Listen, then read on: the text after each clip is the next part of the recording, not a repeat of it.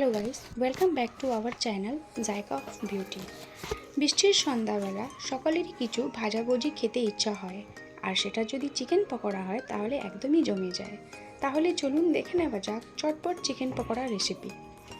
এখানে আমি 600 gram chicken নিয়েছি। চিকেনটাকে ম্যারিনেট করার জন্য আমি দিয়ে দিলাম আদা, রসুন, কাঁচা লঙ্কা বাটা। এখানে আমি লঙ্কাটাকে বেটে দিয়েছি। এরপরে আমি দিয়ে দিলাম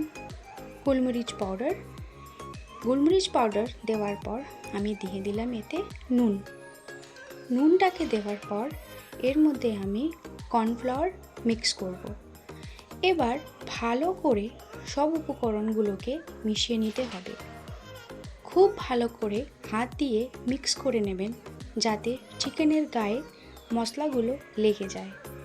এবার এটাকে আমি 10 থেকে 15 মিনিট ম্যারিনেট হতে দেবো। এবার কড়াইতে রিফাইন অয়েল দিয়ে দিলাম। চিকেনগুলোকে ডিপ ফ্রাই হবে সেই হিসাবে তেল দেবেন।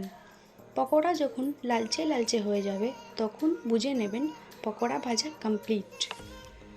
তৈরি হয়ে গেল চিকেন পকোড়া। এবার বৃষ্টির সন্ধ্যায় এই গরম গরম পকোড়া সসের সাথে পরিবেশন করুন। তার সাথে চা বা কফি হয় তাহলে কোনো কথাই নেই। তাহলে কেমন লাগলো আজকের এই রেসিপি কমেন্ট বক্সে অবশ্যই জানাবেন। সঙ্গে থাকবেন। ধন্যবাদ।